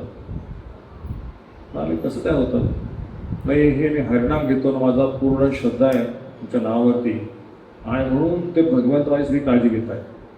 म्हणले की श्रीवास अरे तुझं एवढं वेळ असं माझ्यावरती माझ्या नावावरती म्हणाले भगवंत. आणि श्रीवास ठाकूरला म्हणाले की या ठिकाणी एक वेळेस लक्ष्मीला भीक मागावी लागेल पण तुझ्या पदरी कधीही दारिद्र्य येणार नाही. तू माझा जन्मोजन्मीचा शुद्ध भक्त आहेस तुझंच काय पण तुझ्यावरती प्रेम करणारे असंख्य लोक तुझे मित्र तुझे हितचिंतक त्यांना पण मी तोच आदान करतोय तेच प्रेम देतोय. आणि मी माझ्या भक्तांवरती प्रसन्नता आहेच आहे पण जे माझ्या भक्तांवरती श्रद्धा ठेवतात प्रेम करतात त्यांच्यावरती मी प्रसन्न आहे त्यांचा पण उद्धार करतो. श्रीवास ठाकूरला बघून सांगितलं की तुझ्यासारखा दुर्मिळ भक्त कुठं बघितला नाही आज माझा वाढदिवस तुला काय दिवस आहे. श्रीवास ठाकूरांनी की भगवंत या भक्तीच्या बदल्यात जो कोणी काही मागेल ना तर तो म्हणजे मी त्या प्रकारचा बिझनेसमॅन नाही आहे. मला तुम्ही स्वर्गाचं ऐश्वर द्या तुम्ही मला वैकुंठात द्या तुम्ही मला गोलोकला न्या त्या असे मला आम्हीच दाखवू नका. मी त्याला बळी पडणार नाही मला काहीच नको. खरंच तुला इंद्राचं पद नको आहे तुला वैकुंठाचा अधिकार नको आहे तुला गोलोकमध्ये ते पण नको आहे तुला पाहिजे तरी काय. म्हणजे भगवंत तुमच्या लीलांमध्ये मी असं काहीतरी सेवा करू शकू तुम्ही जिथे असाल तिथे मला तुमच्या चरणात स्थान द्या. तुमच्या भक्तांच्या चरणांची सेवा मला द्या. जन्मोजन्मी त्यांच्या दासांचा दास बनव. म्हणाले की असा तुझ्यासारखा भक्त फार दुर्मिळ आहे की केवळ माझ्या भक्तांचा भक्त म्हणून राहण्यास तयार आहे मला कुठली इच्छा नाही. आणि म्हणून मी तुला आश्वासन देतो की मी ज्या ज्या वेळेस या ठिकाणी अवतार धारण करेल त्या वेळेस तू माझ्याबरोबर माझ्या रिलेमध्ये असशील. तर भगवान श्रीकृष्ण हरिदास ठाकूरांना विचारला. हरिदास ठाकूर जन्म एका मुसलमान परिवार झाला होता आणि हरिदासला बोलवलं. हरिदास म्हणाले की अरे तुला आठवतं का तुला जल्लादांनी मारलं होतं मुस्लिम राजांनी फरमान काढलं होतं आणि तुला 22 मार्केटमध्ये मारलं होतं प्रत्येक गल्लीमध्ये नेऊन तुला चापकाने मारलं होतं आणि तू निर्जित पडला होतास तरी तुझ्या मुखातनं हरीचं नाव होतं आणि तू म्हणलास की माझ्या देहाचे 100 तुकडे होऊ देत पण प्रत्येक तुकड्यातनं एकच आवाज येईल हरे कृष्णा कृष्णा कृष्णा हरे हरे हरे राम राम राम हरे हरे. आणि तुला आठवतंय की तुला जेव्हा मारण करतो त्यावेळेस मी तुझ्या शरीरावरती माझी कांती धारण करून तुला मी त्रास होऊ दिला नाही. आणि माझी पाठ पहा, चैतन्य महाप्रभूची पाठ दाखवली आणि त्या पाठीवरती अनेक वार होते, अनेक व्रण होते. आणि जेव्हा हरस म्हणाले की भगवान हे काय, अहो तुम्ही कशाला याच्यामध्ये त्रास घेतला. आणि हरद ठाकूरांच्या डोळ्यातनं पाण्याची धारा लागली. म्हणे मी माझ्या स्वामींचा असं दुःख पाहू शकत ते मला मृत्यू का नाही आला. तर म्हणे तुला तुझं शरीर निश्चित पडलं होतं आणि तुला उचलून गंगेत फेकून दिलं आणि नवाबाला सांगितलं की हरदासाचा मृत्यू झालेला आहे, काम फत्ते. आणि तू दुसऱ्या दिवशी गंगेतनं पार करून तिकडे दुसऱ्या तीरावर येऊन चॅन्टिंग करत, डान्स करत, भगवंताचं नाव जप करत पुन्हा नृत्य करत आलास. आणि त्यावेळेस जल्लादांनी नवाबाला निरोप दिला की हरिदासाचा मृत्यू झाला होता पण हरिदास कसं काय जिवंत आहे, आम्हाला कळत नाही आहे. आम्ही त्याला मारलं होतं, शरीरात कुठलाही श्वास नव्हता, काही नव्हतं, अंग असं निश्चित पडलं होतं आणि त्याला फेकून पण दिलं. तर नवाब म्हटला की हरदास ठाकूर हे भगवंतांचे शुद्ध भक्त आहेत, ते अल्लाचे दूत आहेत, आपण त्यांच्याप्रती फार मोठा अपराध केलेला आहे, त्याला सन्मान देऊन माझ्या दरबारात आणा आणि आपण त्यांची माफी मागूया. हरदास ठाकूरांना त्यांच्या दरबारात आणलं. म्हणाले की मला माफ करा, तुम्ही अल्लाचे मेसेंजर आहात आणि माझ्याकडनं फार मोठा अपराध झाला आहे, तिथे मला खूप त्रास दिला, खूप मोठे अपराध केले, मला कुठल्या नरकामध्ये काय काय सजा होईल मी सांगू शकत नाही. तर हरदास ठाकूर म्हणले की भगवंताची इच्छा आहे, तुमचा काहीच दोष नाही त्याच्यामध्ये, हे माझ्या कर्माचा भाग आहे, जे मला शिक्षा हवी ती भगवंताने दिली असावी. तुमच्या यावरती भगवंत कृपा करो आणि तुम्हाला भगवंत माफ करो, तुमच्याकडनं काही चूक झाली नाही. असं म्हणून त्या नवाबाला हरदास ठाकूरांनी माफ केलं आणि यथोचित सन्मान करून खरं सांगितलं की आता ह्या राज्यामध्ये सर्व मुसलमान हरीचं नाव घेतील, कोणी तिथे विरोध झाला नाही, त्याचा सन्मान केला. तहसीलला प्रभुपाद सांगतात की हा प्रसंग झाल्यानंतर चैतन्य म्हणतात की तुझं मी रक्षण केलं आणि हरिदास तू आता माग काय मागायचं होतं. हरिदास म्हणतात की भगवंत माझी कशाला चेष्टा करताय, मला काय मागण्यासारखं राहिलं, जगात काय मागायचं, ह्या जगात सगळं नश्वरच आहे, काय मागाल ते सगळं इथे ठेवून जायचं. तर मला द्यायचं असेल तर वृंदावनामध्ये तुमच्या शुद्ध भक्तांच्या घरी कुत्र्याचा जन्म द्या. कुत्रा जन्म झाला म्हणजे ती कमीत कमी तिथे चाललेलं कीर्तन ऐकेल, त्यांनी घरात बनवलेला प्रसाद माझ्या पोटात जाईल, कारण घरात विष्णूंना प्रसाद अर्पण होईल ना, पोळी भाजी भाकरी काहीतरी माझ्या पोटात जाईल. वैष्णवांच्या घरी कधी मांस मच्छी तिथं अर्पण होणार नाही भगवंताला, तर मी वैष्णवांच्या घरचा कुत्रा म्हणून तिथे जगू आणि त्यांच्या घरातलं हरिनाम कीर्तन ऐकू. म्हणाले पण तू मनुष्याचा जन्म का मागत नाहीयेस, भक्ताचा का जन्म मागत नाहीस. म्हणाले की एकदाही मनुष्यानं प्राप्त केला होता आणि ब्रह्माजी झालो होतो, त्या जन्मामध्ये मी तुमच्या सगळ्या ग्वालबालांचं आणि गायींचं आणि सगळ्या वासरांचा हरण केलं. मला वाटलं की मी ब्रह्मा ह्या जगाचा सृजन करता आणि हा कसला आला कृष्ण भगवंत. मी माझ्या मेस्टिक पॉवरने सगळं हे कृत्य केलं आणि तुमचे भक्त लपवून ठेवले, तुमच्या भक्तांना पण त्रास दिला, ग्वालबालांना गायींना वासरांना सगळ्यात त्रास दिला. आणि त्याच्यात तुम्ही मला माफ केल्यानंतर मी ठरवलं की मला असे मोठे मोठे पद नको, ज्या पदांमुळे तुमचं जे अस्तित्व आहे त्याचं मी नाकारतो, तुमच्या लीला समजू शकत नाही आणि इतरांवरती मी अत्याचार करतो. तर माझ्या अहंकाराला खतपाणी घालण्यासाठी असं पद, प्रतिष्ठा, मान सन्मानाचं पद मला नको. मला एखाद्या मुसलमान परिवारामध्ये जन्म द्या, जेणेकरून मी तो जन्म घेतल्यानंतर नम्र राहीन आणि म्हणून की माझी काही योग्यता नाही, पण मला भगवंताने हरीचं नाव दिलं. आणि म्हणून मी ह्या परिवारात जन्म घेतला, मुसलमान परिवारामध्ये. आणि मी जेव्हा गायला लागलो तेव्हाच मला नवाबाने म्हटलं की तू मुसलमान आहेस आणि तू भगवंताचं हिंदू देवताचं नाव घेतोस, तुला मारलं पाहिजे, तू नाव सोडून दे. आणि मी त्यांना म्हणलो की देव एकच आहे, कोणी त्याला अल्लाह म्हणू, कोणी त्याला कृष्ण म्हणू, कोणी त्याला राम म्हणू, पण देवाने सांगितलं की प्रेम करा, एकमेकावरती प्रेम करा. आणि प्रेम करण्याचा सर्वोत्तम मार्ग आहे तो म्हणजे भगवंतांचं नाव. आणि मी जेव्हा ते नाम घेतो त्यावेळेस माझं जे देहभान हरपतं, मी तल्लीन होतो. मला तहान, भूक, मान, सन्मान कशाचीही उणीव भासत नाही.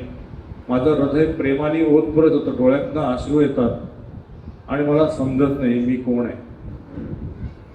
जितकं अधिक नाव इतकं अधिक आनंद होतो. तर महाराज आपल्या एका कथेमध्ये किती वर्ष सांगत होते की हरचक्रांना चैतन्य म्हणतात की तुम्ही नाव घेऊ नका, थोडंसं नाव कमी करा, आधी प्रसाद घ्या.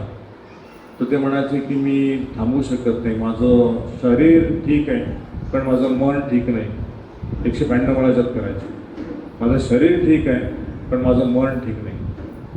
इतकं नाम त्यांना थांबवावं लागायचं.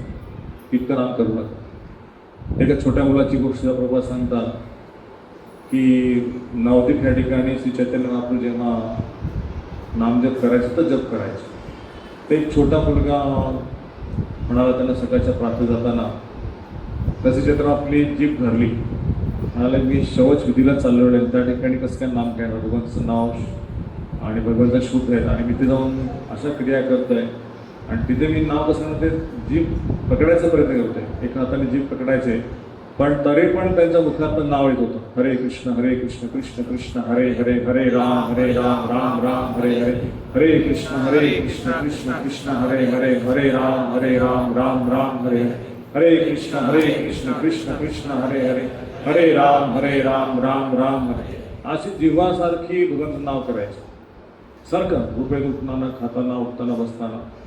आणि तो छोटा बालक म्हणजे काय करताय श्रीपाद तुम्ही, का त्या जीवेला धरून ठेवलंय.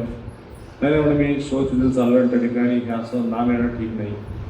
मग तो बालक म्हणाला की श्रीपाद एक विचारू, म्हणजे त्या ठिकाणी जर तुमचा मृत्यू आला तर, म्हणजे असं सांगितलं शास्त्रामध्ये की भगवंताचं नाव 24 तास घेतलं पाहिजे आणि तिथे तुमचा मृत्यू आला तर तू बरोबर म्हणतोयस, भगवंताचं नाव मनात तरी कंटिन्यू घेतोय, थांबवलं नाही पाहिजे त्याला.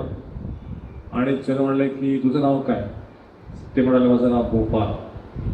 म्हणाले आजपासून तुझं नाव गोपाल गुरु, तू माझा गुरु आहेस आणि तू मला सांगितलं की भगवंताचं नाव 24 तास घेतलं पाहिजे. आणि म्हणून भगवंत त्याला प्रणाम करताय की भगवंताचं नाव 24 तास घ्यायचं. हे श्लोक प्रणा सांगितलं आहे, स्मर्तव्यम सत्तम विष्णू विस्मर्तम न जातु कश्चित एक एवढं किंकर, की भगवंताचं नाव हे सदैव घेतलं पाहिजे. सगळे विधिनिषेध जे आहेत त्या यासाठी की भगवंताचं नाव मला घेण्यासाठी, हे करू नका, ते करू नका, हे करा, ते करा, हे सगळं करण्याचा उद्देश एकच आहे की भगवंत स्मरण करण्यासाठी ते नियम दिलेले आहेत. तर सांगायचं आपण हरदास ठाकूरांनी जन्म भक्तांच्या घरी एका कुत्र्याचा मागितला आणि ते मागितलं म्हणले की भगवंत क्षमा करा, मी फार मोठं मागितलं. म्हणाले भक्तांना माझी सेवा करावं लागेल. कुत्रा जन्म झाला ना, त्यांच्या हाताने पोळी भाकरी ते अर्पण करतील, मला खाऊ घालतील, मला आंघोळ घालतील, माझी काळजी घेतील. म्हणजे भक्तांना माझ्या सगळीत लावायचं नाही. म्हणजे मला वृंदावनामध्ये कुठेतरी एका गवताच्या पात्याचा तृण म्हणून एका जन्म द्या, धुळीचा कण म्हणून. म्हणजे हे कसं काय धुळीचा कण म्हणून तू जन्म मागतोय, गवताचा पाता म्हणून. नाही, तुमचे भक्त जेव्हा वृंदावनात येतील त्यावेळेस त्या गवतावर धुळीवरनं चालतील, तर त्यांना त्या चालण्यामध्ये जे आल्हादपणा जाणवेल त्याच्यामुळे मला पसंत हवे. आणि म्हणून भगवान कथा असतो. तर तेच ब्रह्माजी वृंदावनामध्ये बरसाण्यामध्ये तुम्ही गेला तर त्या ठिकाणी दानगड, भानगड, विलासगड, मानगड म्हणून 4 गड आहेत, 4 पर्वत आहेत. ते भगवंत ब्रह्माजींचे 4 मस्तक आहेत. त्या मस्तकावरनं प्रत्येक भक्ताला जावं लागतं राधाचं दर्शन करायला बरसाण्यात. तर जेव्हा हे भक्त चालतात वैष्णव, आधी तर चाललं नाही पाहिजे, पण वैष्णव लोक प्रणाम करतात ब्रह्माजींना, परमिशन घेतात आणि दंडवत करून जातात त्याच्यावर आपल्या गुरूंच्या आदेशानुसार. पण ब्रह्माजी त्या ठिकाणी भक्तांचे भक्त झालेले, जे विश्वाचे सृजन करताय ते त्या ठिकाणी एका दासाची भूमिका निभावत आहे. तर आपल्याला कृष्णलीलेतनं हे समजतं आहे की ज्या ठिकाणी ब्रह्माजी, शिवजी, इंद्र अशा अनेक देवता नतमस्तक होतात भगवान श्रीकृष्णासमोर. त्यांच्याकडे भली मोठी संपत्ती, भलं मोठं ऐश्वर आहे, भली मोठी पोझिशन आहे, पण ते झुकतात. आणि त्यासाठी भगवान श्रीकृष्ण त्यांना सगळ्या प्रकारच्या वृंदावनामध्ये निवास प्रदान करतात. तर आपल्याकडे काहीच नाही आहे, न बुद्धी आहे, न शक्ती आहे, न पद फार मोठं आहे, न ऐश्वर आहे, न स्मरणशक्ती खूप छान आहे. आपल्याला कशाचा म्हणून अहंकार यायला पाहिजे की आपण भगवंतांना सोडून जगलं पाहिजे. आपण काय प्रार्थना केली पाहिजे की भगवान, की मला तुम्ही सगळं काही दिलेलं आहे, फक्त एकच गोष्ट दिली नाही आहे, तुमचं स्मरण मला काही होत नाही. श्रील प्रभुपाद म्हणाले की या जगातील लोकांना जर भगवंतांच्या ऐश्वर्याची, भगवंतांच्या स्वभावाची जाणीव झाली की भगवंत किती कृपाळू, किती प्रेमळ आहे, ते एक जरी त्यांना कळालं एका वाक्यातनं वाचता वाचता, तरी वर्तमान समयच ते भगवंतांच्या प्रेमामध्ये पडतील. त्यांना सांगावं लागणार नाही, पण त्यांना ते कळत नाही की भगवंत माझ्या हृदयामध्ये, मी सगळ्यांवरती प्रेम करतो पण माझ्या हृदयस्थ परमात्म्यावरती प्रेम करत नाही, जो मला चालना देतोय, शक्ती देतो. तर त्याच्यावरती प्रेम करण्यासाठी मी आलो जगामध्ये, पण मी माझे रिलेशनशिप एवढे ब्रॉड करून ठेवलेले आहेत की मला भगवंताकडे जायला वेळच नाही, मंदिरात जायला. माझे मित्रमंडळी म्हणजे मी वृद्ध जरी झालो तरी माझा एक संघ आहे, ज्येष्ठ नागरिक संघ, विरंगुळा केंद्र, ज्या केंद्रात आम्ही हरिकथा करतोय.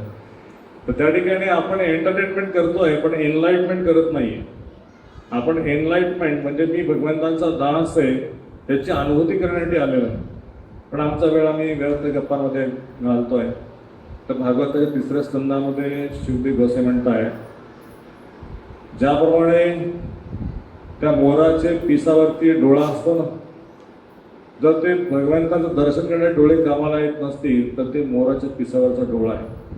जर हे काम भगवंताची कथा ऐकण्यासाठी उभे करत नसतील तर साप ज्याप्रमाणे बीळ तयार करतो आणि त्या बिळामध्ये जाऊन बसतो, तर त्याप्रमाणे हे काम आहे सर्पाच्या बिळाप्रमाणे.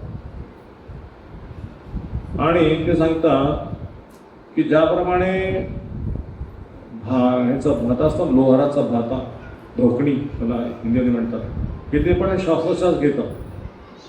पण जर मनुष्य फक्त श्वासोश्वास घेतोय पण त्याच्यामध्ये नामस्मरण होत नसेल, त्या श्वासागणी त्याला भोगत नसेल, तर ते लोहाराच्या भात्याप्रमाणे, तो पण खूप जोराने श्वास देतो, आपल्यापेक्षा त्याचा चांगला श्वास आहे भाता लोहाराचा. मला एकदा म्हणलं की काही योगी आहेत, योगी ध्यान करतात आणि आपल्या प्राणायामाद्वारे मोठा श्वास घेतात, मोठा श्वास, इतका मोठा श्वास, दीर्घ श्वासाचा अभ्यास करतात. आपण मंद श्वासाचा असेल तर जास्त श्वास घेतात, पण दीर्घ श्वासामध्ये एकदा श्वास घेतला की शरीरामध्ये चैतन्य आणि श्वासावरती नियंत्रण करण्याची शक्ती पण प्राप्त करतात. असं म्हणाले की जे पाय भगवंतांच्या मंदिरात जात नाही दर्शन करण्यासाठी, कीर्तनामध्ये नाचत नाही, ते पाय कशाप्रमाणे, ते पाय झाडाचे बुंध्या असतात त्या बुंध्याप्रमाणे, ते काही चालत नाहीत कुठे. तर हे जे अवयव दिलेले आहेत आपल्याला, कान, डोळे, नाक किंवा श्वास, ते सगळं भगवंताच्या सेवेत वापरण्यासाठी. पण दुर्दैव असं आहे की ह्याचा उपयोग आपण करत नाही. अमेरिकेमध्ये 7,000 वर्ष जगणारे किंवा 5,000 जगणारे झाड आहे, त्याचं नाव आहे रेडवूड ट्रीज. ते रेडवूड ट्रीज पहिल्यांदा लवकर वाढत नाही, पहिली 5 वर्ष ते जमिनीत असतात आणि 5 वर्षानंतर 10-15 वर्षांत ते अशी काय वाढतात की 300 फूट ते 500 फूट वर जातात ते. पण त्याच्या अगोदर ते जमिनीत खोल पहिली 5 वर्ष आपली मुळं खाली घट्ट आणि एकमेकांना अशी पकडून जातात. म्हणजे 300 फूट वर गेल्यानंतर त्यांची मुळं एकमेकांमध्ये अशी गुंफलेली आहेत. जेव्हा ते वर जातं आणि जोराचं तुफान जरी आलं तर ते खाली पडत नाही. तर महाराज म्हणाले की हे 5,000 वर्ष जगतायत, पण ते 5,000 वर्ष जगल्यानंतर त्याचा काही लाभ आहे का लोकांना? फक्त मी 5,000 वर्षापासून, मी 7,000 वर्षापासून, पण त्याचा काही लाभ आहे का? तसं एखादा मनुष्य 100 वर्ष जगेल आणि तो म्हणाले की मी 100 वर्ष जगलो. असे भरपूर योगी आहेत भारतामध्ये आणि पाश्चिम देशामध्ये, ज्यांचं वय 100 झालं की त्याला अमेरिकन सरकार बोलवतं टेलिव्हिजनवरती आणि त्याचा शो घेतो की हा व्यक्ती 100 वर्ष जगला आणि त्याच्याविषयी बोला त्यांनी काय काय जीवनामध्ये केलं. म्हणजे 100 वर्ष जगण्याचं महत्त्व नाही आहे, पण त्या 100 वर्षामध्ये किंवा त्या 50 वर्षामध्ये त्यांनी इतरांचं कल्याण किती केलं, इतरांना सुख दिलं, आनंद दिला, प्रेम दिलं, चरणाईशी आणलं, तर त्याचं जीवन प्रगतीच्या पथावरती. पण 100 वर्ष जगला, आला, खाल्ला, पिला, घर बांधलं, मुलांना जन्म दिला आणि निघून गेला, त्याचं काही नाव नंतर राहतं का? ते म्हणले जीजस क्राइस्ट किंवा सेंट अँथोनी किंवा चैतन्य महाप्रभू, रामानुजाचार्य, शंकराचार्य यांचं आयुष्य किती होतं? चैतन्यराव फक्त 48 जगले, शंकराचार्य 32 वर्ष, किंवा ज्ञानेश्वर महाराज किती वर्ष? 22 वर्ष. त्या संतांनी जास्त वर्ष जगण्याचा अभ्यास नाही केला, पण आयुष्य कसं जगावं ते इतरांना शिकवलं. भगवंतांच्या सेवेसाठी आयुष्य असतं पाहिजे. तर केवळ जगण्यासाठी श्वास घ्यायचा किंवा जगण्यासाठी खायचं यासाठी आयुष्य नाही. आज एकादशी म्हणून मी थोडासा त्याच्यात प्रकाश टाकला. एकादशी माणसाने भजन कीर्तनात वेळ घालवला पाहिजे. आपण प्रत्येक एकादशीला भक्ती वाढवण्यासाठी भगवंत एकादशी तिथी दिली आपल्याला. एकादशी उपवास सांगितला, जास्त जप कर, जास्त भागवत वाचा, जास्त देवाच्या सान्निध्यात राहा. उपवास सान्निध्यात राहण्यासाठी हा उपवास आहे. पण कलियुगामध्ये तर लोक म्हणतात की आषाढी एकादशीला एक उपवास करायचा आणि कार्तिक एकादशीला, बाकी एकादशीला काही पण हां. तर आमच्या हिंदू लोकांना त्याचं काही ज्ञान राहिलंच नाही. भगवानाची भक्तीसाठी आपण या जगात आलेलो आहे आणि सत्संगाला जायला पाहिजे प्रत्येक एकादशीला. भगवंताचं मंदिर कुठे जवळ जाऊन जप केला पाहिजे, विठ्ठल रुक्मिणीला आळवलं पाहिजे. प्रभुपाद म्हणाले जप कसा केला पाहिजे, तर एक लहान मुलगा जसा रडतो आपल्या आईला सोडून गेल्यानंतर किंवा आई दूर गेल्यानंतर, त्याला दुसरं काही नाही पाहिजे. खेळणं आणलं, सायकल आणली, बॉल आणला, खायचं दिलं, तर आई आई आई आई, आणि आई जेव्हा जवळ आली त्यावेळेस तो खुश होतो. त्याला साधामध्ये काही पडलं नाही. म्हणाले की भक्ताचं असं जीवन पाहिजे की त्याला भगवंताचं नाव जप करता येत नाही, त्याला रडायला आलं पाहिजे. मला भगवंताचं नाव येत नाही, मला भगवंताचं नाव येत नाही, मला भगवंताचं स्मरण होत नाही, माझ्या भौतिक इच्छा वाढत चाललेल्या आहे, मी मृत्यूच्या जवळ चाललेलो आहे, पण मला भगवंत विसरायला लागले, मला भगवंत आठवण होत नाही. आणि मग छानपैकी रडत रडत जप केला. तर जसं एक महाराज एका व्यक्ती म्हणाले की कोणाकडे लक्ष जाईल भगवंताचं. जसं एखादा व्यक्ती आजारी आहे आणि आजारी तर तो ओरडतोय, चिरडतोय, रडतोय, मला वाचवा, मला वाचवा. आणि त्याच्या घरातले डॉक्टर कोणी आहे, म्हणतात की अरे माझा मुलगा एवढा चिडतोय, रडतोय, काय झालं त्याला, काय झालं तुला, काय रडतोय का? आणि जाऊन त्याला चांगलं होतं, तापलेलं आहे अंग.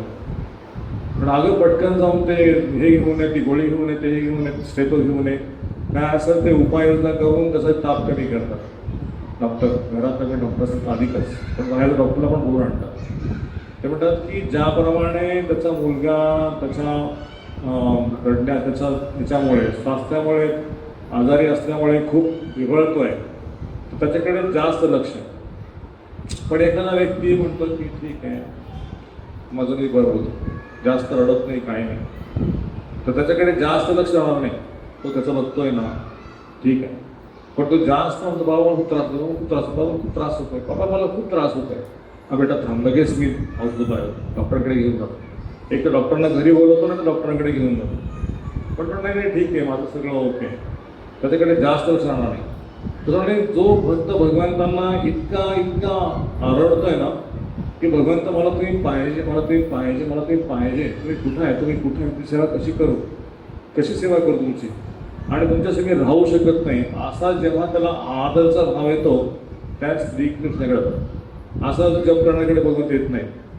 2 माळा केल्या ना, 4 माळा केल्या ना, आज उपवास केला ना, पण किती माळा केल्या?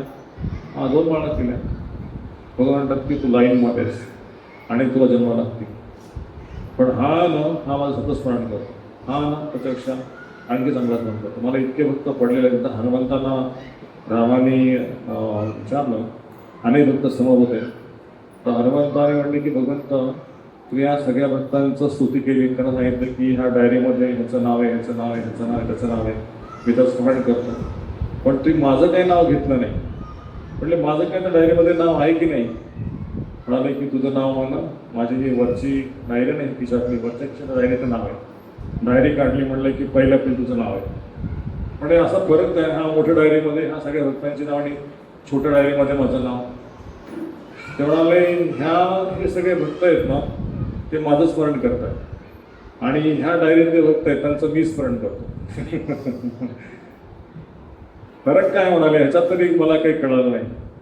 ते म्हणले ते स्मरण यासाठी करतात की मला वैकुंठ पाहिजे, मला हे पाहिजे, मला ते पाहिजे, म्हणून त्यांच्या डायरीत नाव आलं. ठीक आहे, अध्यात्म जगाची प्राप्ती करण्यासाठी ते प्रयत्न करतात किंवा त्यांनी प्रयत्न केला आणि त्याला धाम प्राप्त झाला. पण तुझं हे नाव तुला जर वैकुंठ पाहिजे ना, तुला काही पाहिजे, तू फक्त माझी सेवा करण्यासाठीच माझं नाव घेतोस. जेव्हा सीतेचा शोध लागला आणि सगळी वानरसेना आणि रामजी सीताजी सगळे त्या समुद्राच्या किनारी आले, तर त्या ठिकाणी विभीषण पण आला. विभीषणाने पण भगवंताला नमस्कार केला, म्हणाले की प्रभू मला पण तुमच्या सेनेमध्ये घ्या, मी पण तुमचा सेवक. तर हनुमानजी नळले म्हणले, हो तो राक्षस पार्टीचा तर काही तुम्ही मध्ये लागू नका, तो राक्षस आहे, त्याचा काही विश्वास होऊ नका, तो आपल्या पार्टीकडे सगळी माहिती काढून शत्रूला ओरड आम्हाला विनाश करेल. राम म्हणाले नाही, विभीषणाकडे दैवी गुण आहे. त्यानेच रावणाला सांगितलं होतं की सीतेला सोडून दे, रामाला शरण ये, पण त्याने ऐकलं नाही. म्हणजे विभीषणा दैवगुणांनी आणि तो शरण मागतोय, तर माझं काम आहे की त्याला शरण देणं आणि आपल्या पार्टीत घेणं. उद्या रावण जरी मला शरण आला तरी मी रावणाला शरण दिली असती. मग हनुमंताला समजलं, म्हणाले की हनुमंता तू फार मोठं काम केलेलं आहेस, तुझं मी ऋण फेडू शकत नाही, तुझी काय सेवा करू सांग. म्हणले काय चेष्टा करताय, माझी काही सेवा नको. या दासावरती अशी कृपा करा की ज्या ज्या ठिकाणी रामकथा चालू असेल, रामाचं कीर्तन चालू असेल, त्या ठिकाणी मी त्या कीर्तनामध्ये कथेमध्ये समरस होऊन जाऊ. ना मला साकेतला यायचं, ना मला वैकुंठाला यायचं, ना मला तुमच्यासोबत कुठे फिरायचं नाही, मला रामकथे चालू तिथे पाहायचं. आज हनुमंताची कीर्ती ह्या पूर्ण भारतवर्षामध्ये 3 लोकांमध्ये. का तर हनुमंताने जे काम केलं, कुठलीही अपेक्षा कुठलाही कम्फर्ट न वापरताना लंकेला गेला, सीतेचा शोध लागला, युद्ध केलं, काही स्वतःची पर्वा केली नाही, एकटा गेला होता. अनेक रस्त्यामध्ये प्रलोभनं आली पण ते थांबला पण नाही आराम करायला. सुरसा आली, मेहनत आला, सिंहिका आली, अनेक हे आले पण त्यांनी थांबवलं नाही. तर सांगायचं तात्पर्य हे की आपल्याला पण अशा अनेक आव्हाने येतील की हे मिळाल्यानंतर आता त्या भक्तीनंतर करू. भक्तीला जन्म लागेल, थोडंसं आपल्याला थोडंसं इकडे तिकडे फिरायला मिळालं पाहिजे ना, इतकं नाही जप करायचं. कधी कधी आमचे लोक काय म्हणतात, अहो आमची पत्नी ह्या जेव्हा हरे कृष्णामध्ये आली ना, तर 2 माळा 9 वाजले, 2 माळा जप करायची. आता ती 4 माळाने 8 माळाने 16 माळा जप करायला लागली, ती 32 करू लागली, ती 64 करू लागली. इतकं काय जप करायचं. आणि जेव्हा ती 4 तास 6 तास पिक्चर पाहत होती, त्यावेळेस पण इतका पिक्चर कशाला पाहायचा, इतकं कशाला हॉटेलमध्ये जायचं, इतकं कशाला अलंकार पाहिजे, तेव्हा नाही म्हणत काय. पण जेव्हा भगवंताकडे यायला लागले की इतका द्वेष आहे भगवंताच्या प्रती, इतकं कशाला जप करायचं. थोडं TV पहा, थोडं गाणे आहे, थोडं पिक्चर पहा, इकडे तिकडे फिरायला जाऊ. भगवंत थोडं सगळं पाहिजे. पण नाम जप करायला कोणी भगवंताच्या प्रेमात पडलं की खालीवर राहायला कसं आहे बघ. आणि म्हणून शिलप्रभू म्हणाले की भारतीय लोकांचं दुर्भाग्य एवढं आहे की कृष्ण आणि राम जवळ आहेत. भारतामध्येच त्यांचं जन्मस्थान, अयोध्या, मथुरा. पण कधी असं वाटत नाही की त्या रामाला सोडून, त्या कृष्णाला सोडून आम्ही इथे किती दूर आहे. त्यांच्याकडे जायला पाहिजे, धामाकडे जायला पाहिजे. धर्माची गाणी हीच आहे. तर तुम्हा सगळ्यांना हात जोडून आम्हाला विनंती आहे, या सत्संगाच्या माध्यमातून तुम्ही भगवंतांच्या चरणांशी आलाय, सौभाग्य आहे. तर हा जन्मामध्ये तुकाराम म्हणले की तरीच जन्म यावे, दास हरीचे व्हावे, नाहीतरी काय श्वान शुकरे वाकोडी. की आम्हाला कुत्र्याचं किंवा शुकर म्हणजे दुसरा जन्म काय कमी आहे का. त्या जन्मातसुद्धा खायला विष्ठा मिळते, गरम गरम सगळं मिळतं, त्यात पण चव आहे. पण या जन्मामध्ये जर तुम्ही आलाय तर हरीचे दास व्हा, भगवंताचा भक्त व्हा. आणि त्यासाठी सगळे शास्त्र म्हणतात की भगवंताला शरण जा. तर आजचा पवित्र दिवस एकादशीचा आरती पण करायची, तसं कीर्तन करू. आणि मी आता त्याला विराम देतो व सगळ्यांना पुन्हा धन्यवाद देतो की एक माळने तुम्ही अभ्यास सुरू करा. रोज 1 माळ हरे कृष्ण कृष्ण कृष्ण हरे हरे, हरे राम राम राम हरे. तर इथे ज्येष्ठ नागरिक विरंगुळा केंद्रामध्ये दर शनिवारी कार्यक्रम चालतो. इथले असंख्य भक्त येत आहेत. तुम्ही पण त्या ठिकाणी येऊन आपला किती अंतर आहे मला इथून एक 15-20 मिनिटाचं अंतर असेल, 15 मिनिटं 10 मिनिटाचं अंतर असतं. फेस 2 का फेस 1च्या तिथेच स्पोर्ट्स बिल यायचं तिथे ज्येष्ठ नागरिक केंद्र कोराडेवाडी. आमच्या भक्तांना विचारा, योगेश प्रभू आणि केदारी कविता आहे.